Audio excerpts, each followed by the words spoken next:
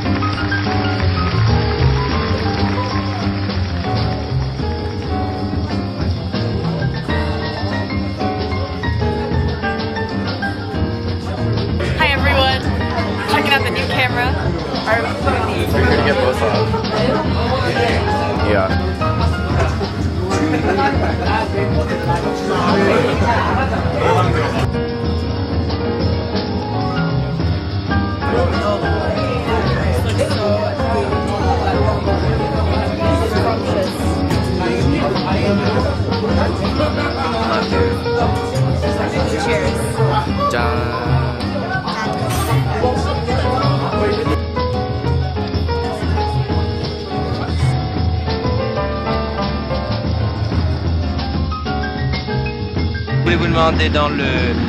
Pensez-vous qu'on puisse encore croire à l'amour à notre époque? Bien sûr, on ne peut plus croire qu'à l'amour. À notre époque, justement. Que pensez-vous de la phrase de Rainer Maria Rilke selon laquelle la vie moderne séparera de plus en plus d'hommes et de femmes? Rilke était un grand poète. Il avait donc certainement raison.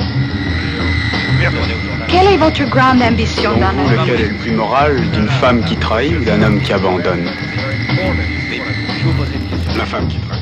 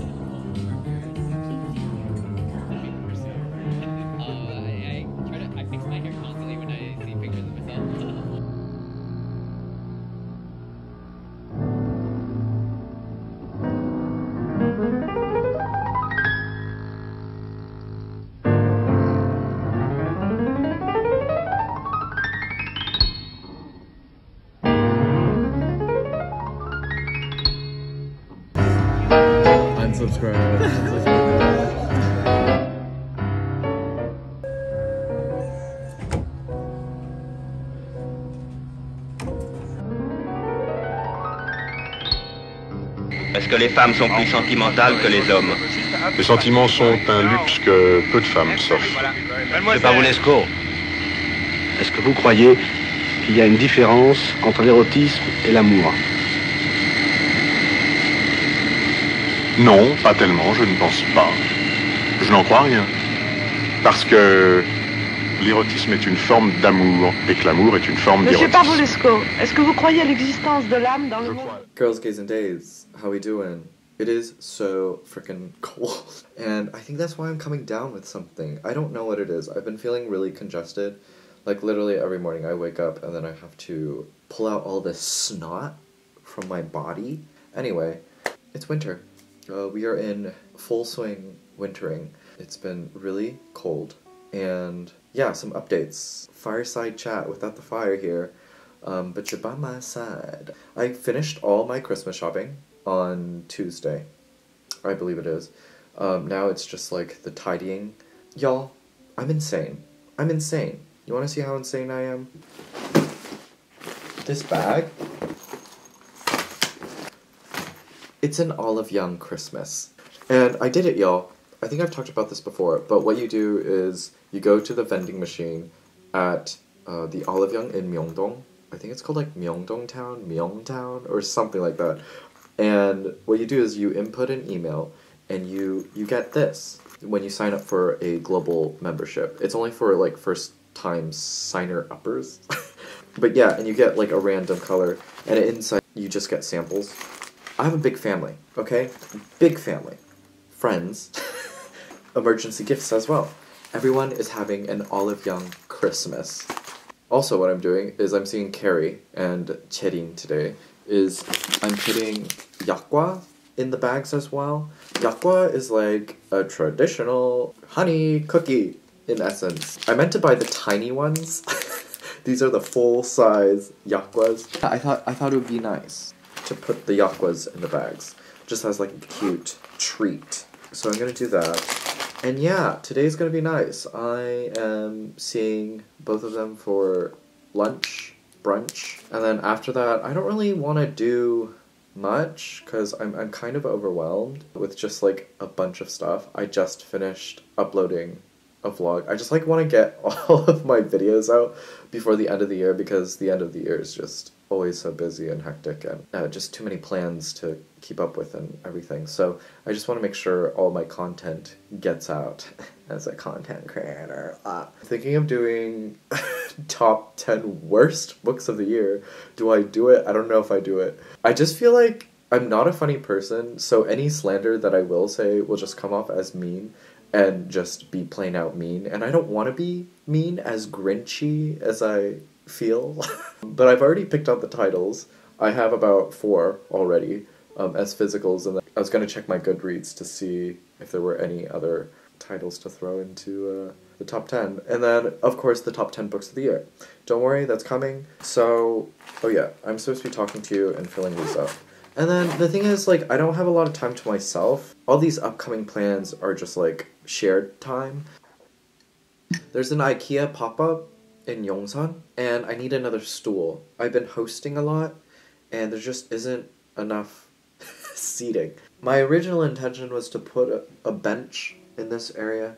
I have a round Artec table, and so I think a bench would do nicely because it could probably seat about 2 or 3 people. But then I'm thinking in immediacy and I want a stool. Maybe I'll just hold off on it and actually get a bench. But I'm not sure yet. But right now I only have 2 chairs. I have this green stool and then this other Artec chair that I have.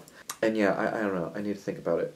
Maybe I will get the bench, actually. Maybe I will save my trip and not get anything from IKEA.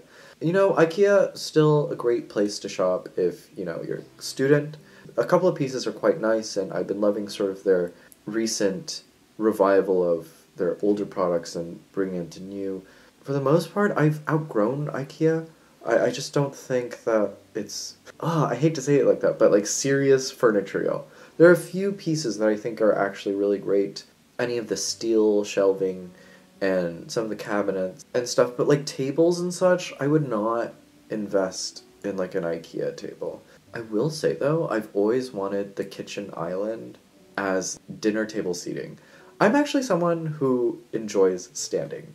I used to say I love to sit, but sitting makes me tired. So I don't like sitting. I have to be awake and alert in order to be reading the books that I like reading. These days, I've been pacing around, standing, reading, even on the subway. I don't like to sit. I like to stand and read. Just because I concentrate a lot better.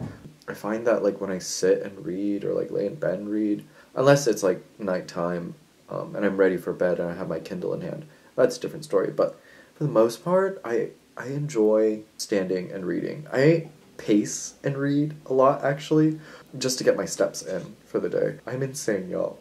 Literally, I'm an insane person. One more bag of yakwa. Where was I going with any of this? Oh yeah, I wanted a kitchen island.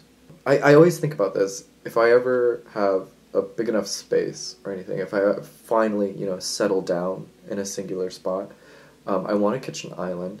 And then when I host, people just stand. You're forced to stand.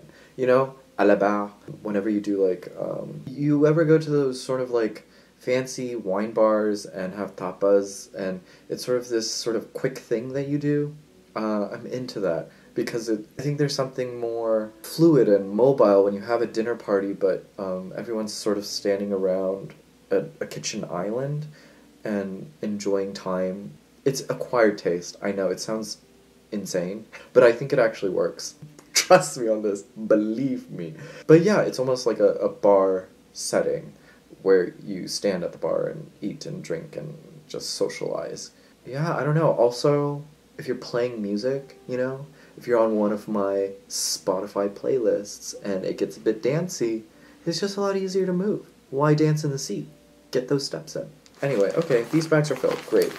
And then, of course, I've already perfumed a card for Cherin and a card for Carrie. Anyway, yes, this is what I love doing. My waspy instincts are in full swing. I love gift giving and the theatrics of it, and writing cards and everything, and making sure messages are different, and stamping things, and you know what? Literally, dream is to be domesticated by some gallery owner. Go to fancy dinners and do these things. I love doing these things. I love sending a fruit basket, little things, tchotchkes. I always have something. Anyone else have backup gifts? Just like small little things that, if I'm ever hosting, no one ever leaves empty-handed. So bring your Tupperware. No. But you made your way all the way over here. If you come empty-handed, that's on you, and you should know better. But you will never leave empty-handed. You always leave with something. A book. That's why I love, going to people's places and having friends come over, because they can take books from my shelves. Okay, that's done. Great. Now that's out of the way, let's talk books real quick. I'm handing this off to Carrie, so I do want to talk about this. Shibli, Palestinian writer. We are all equally far from love. I want to read Minor Details so bad. Anyone want to send me a copy? This is about a young woman who is instructed by her boss to write a letter to an older man. His reply begins an enigmatic but passionate love affair conducted entirely in letters, until, that is, his letters stop coming. With that, there's also, a few short stories. They're episodic in ways, in and around her life. They're all interlinked, but the whole pit of all of the stories surrounds misery. Everyone has misery. Though it...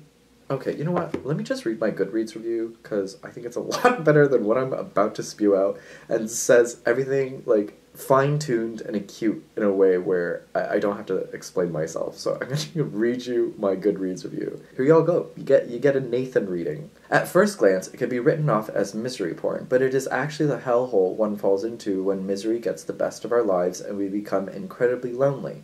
In rich prose, we are graciously held with a tenderness, a craving, a need to be held with the narrator. The text almost works as a plea for help, a call for touch. And isn't that the loneliest hunger we starve from first, the very moment we are born into the world? In essence, it surrounds misery, but the whole point of the book is how miserable one becomes that drives oneself to loneliness. And it is a book about loneliness and wanting touch so bad that you end up having to touch yourself in order to feel fulfilled. It's agonizing. The prose is rich, but the translation is a bit clunky, and in the author's note at the end, we find that Shibli actually wanted some of the letters cut out, but I feel like the letters are necessary because they flesh out our protagonist a lot more. Yeah, I'm not quite sure why the letters were cut. With that and the clunky translation, this just didn't collectively come together as I'd hoped. It's still a beautiful and depressing read. I did want to make this note, because I wrote it better than I will say it. Misery cannot flesh out people. It's how they blend it with their past and how they decide to uphold their future that a story becomes rich and complex and moving. But here, all we have is complexity, with much ado about nothing. God, y'all, that's why I'm a writer, not a speaker. Interesting foray into her work, probably not the best place to start, but I'm hyped to get to minor detail. So, yeah, if anyone wants to send me a copy, or I'll have to find it used for like $2 or something. But yeah, we are all equally far from love. Thank you, Carrie, for sending this over. I'm gonna give it back to you today. I also finished Blue Giant, volumes 3 and 4. Here we get to Dai getting to Tokyo. Does anyone need to know what this is about? It's basically jazz manga. It's about this boy fresh out of university, I think, and he wants to become the greatest jazz musician there is. A lot thicker in theme surrounding family and siblingship, the duty to family, but also wanting to chase your dreams. How do you balance the two, and must one neglect another to uphold who you are and what you want to do, actually? Yeah, I liked this one a lot more than volumes 1 and 2. I think it's just a lot richer in character. Really enjoyable. I really like this manga. I knew I would, because it's jazz. But yeah, really entertaining, and has actually helped me a lot. I just feel like I've read so much that right now my brain is slush. So, pictures really do it for me. I also recently started Essays 1 by Lydia Davis. This looks at her translation, but also her writing process. Right now, I'm on the chapter called Forms and Influences, and I like that she goes through her short stories and her earlier drafts and compares the two and shows us that, in that you sort of see the process in which she writes and edits. And if anyone doesn't know, Lydia Davis is the short story master. She writes short stories that are sometimes a sentence long, a paragraph long, 13, 15 pages long, but she writes with such a concise language that I think we can all learn from if you're a writer. But she really taught me the economy of words and what you actually need in a sentence, the formation of sentences, and form as well in terms of paragraph sizing and how you split up a paragraph and how you maintain momentum, how you build momentum, and how you do it all. She has mentioned that Kafka has played a major influence to her work, and some other writers that I must gatekeep because I am very curious about their writing, and I might have to steal from them. I will say, she did talk about Grace Paley, who I've always read in class, short stories, but never actually a full-on collection. And I love that. I love that my education has met up with my outside education reading to only say the same thing, that Grace Paley is a great writer and that I should do more of her work. It's something that I can still enjoy and study. Education never ends. And then today, I just started Nightwood by Djuna Barnes. This is... Ew, what is that on my book? Yucky. This is essays, so I was like, I need fiction. And this is the fiction I'm going with. Nightwood, Djuna Barnes. What is this? OG DWM, Depressed Women Moving. I didn't realize how dense it is in language. It's written in that old English style. This is why I will never read The Great Gatsby again, I think. I forget. Golden Age writing. Not a big fan, honestly. I just hate the construction of sentences. I'm more Hemingway. A Movable Feast, Hemingway. And that's why I've always been scared of Faulkner. I'm really scared to read Faulkner, y'all. I'll eventually get to him. Anyway, this is why I don't do classics, because I'm dumb, okay? I'm really dumb. I just don't have the patience to read sentences like this. But there is some beautiful writing. Here, I'll read this one. This is on page 2. The autumn, binding him about, as no other season, with racial memories, a season of longing and of horror, he had called his weather. Beautiful. I just love that. I think we get a different perspective of how a season changes us, a season perceives us, versus us looking at a season and it's turning.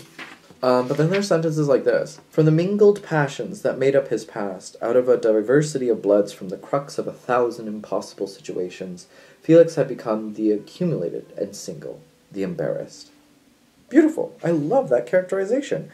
I just think, it brings up this rush and this whirlwind of past and history and becoming. It adds to Felix's becoming, to this singular emotion that surprises you, the embarrassed. And I love that. It's so good. So far not much has happened, but I'm getting really, like, it's really cold, it's really dark, and really gloomy. And yeah, now I have to get ready, but before I do that, I just got something in the mail.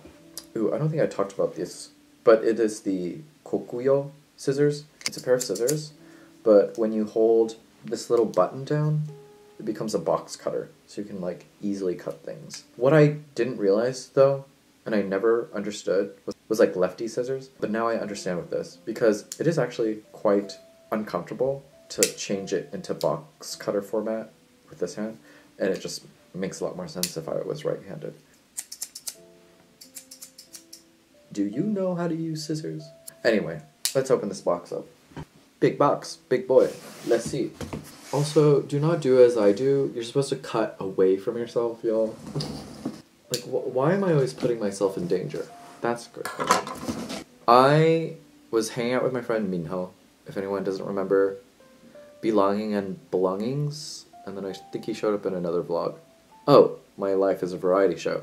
He wore this really cute leather pea coat that's kind of blazerish, but it's more coatish, and I was just like, I love that in between, and I really want that, and I was like, where'd you get that? And he was just like, I got it in Dongmyo, which is like basically heaps of clothing. If anyone can stand it. I like it sometimes. It's actually really fun. Anyways, it's old people, and they have basically giant piles of clothes that they sell for like $2 or $3, $5. It's like a swap meet in essence.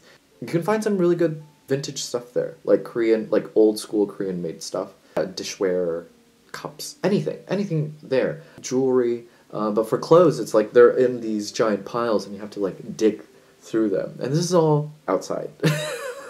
It's definitely bum shit, but bum shit I approve of. So yeah. Anyway, I tried to look, I couldn't, but I am going on Sunday to just sort of scope out, because I haven't been in a hot minute. I got it. Don't worry, I'll try it on. But yeah, it's leather. I think it is like perfect length. And then I left these nice big pockets. You can fit a book in there. I gotta get ready now. Bye. Peace out. Love ya. But that was my second option, to read more poetry. And the reason also that I kind of think that people should do that is because a lot of people will talk about how they love to read authors who have been poets, and I'm like, why? Because having read some of those poems,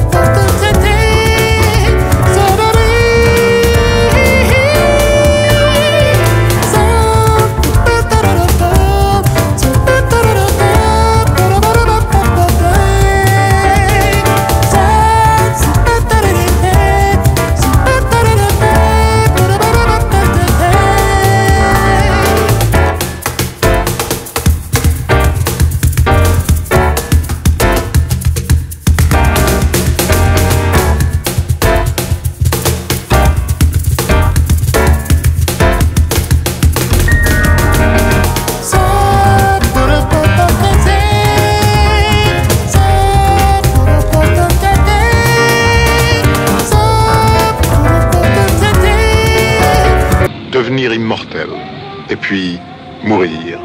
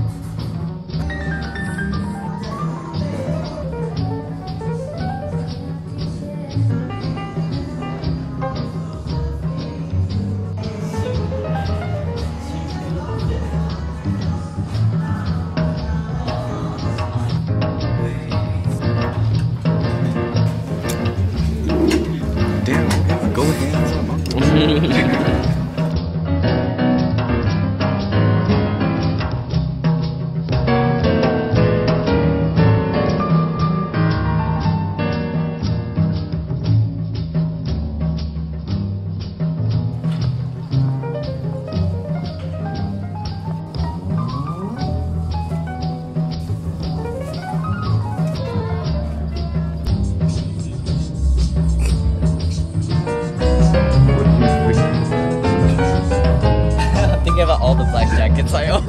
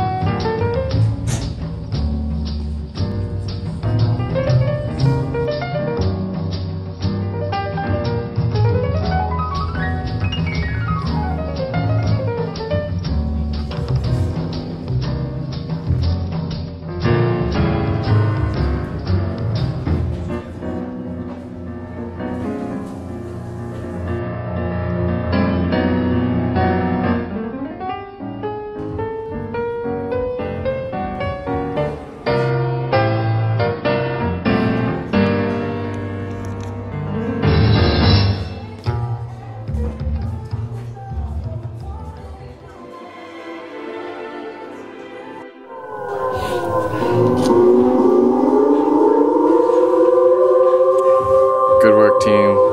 Dude, they didn't give enough time.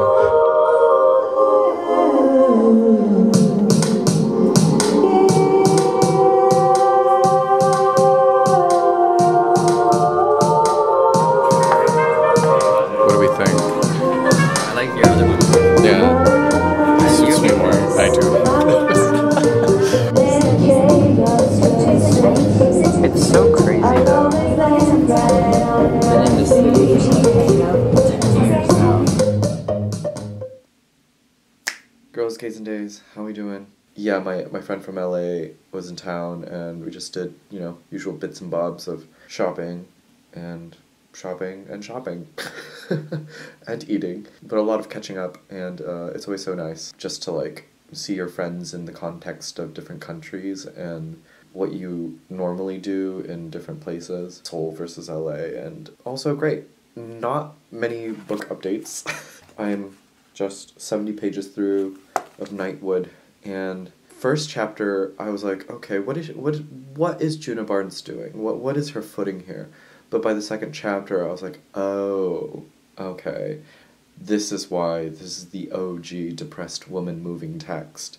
And it's stunning. There are just a lot about the interiority of the way intellectualism, past history, grief, anxiety eats you up on the inside and then out, and how it dispels out.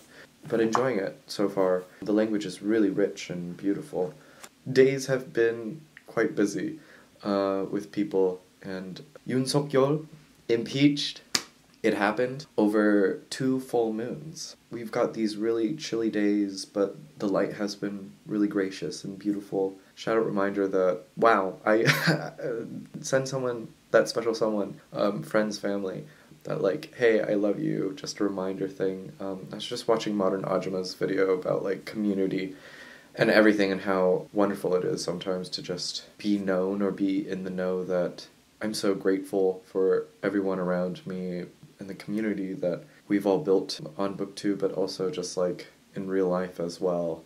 Yeah, I'm expressing gratitude, I think is what it is. Sorry, it's still a little early, y'all. I'm trying to function here.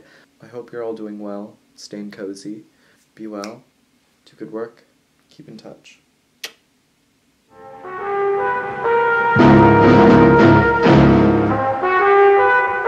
Ce que j'aimerais refaire, c'est redevenir très très jeune, parce que je n'ai pas tellement... j'ai eu tout de suite beaucoup de responsabilités, et ce que je voudrais, c'est faire des bêtises. En fait, d'être sage.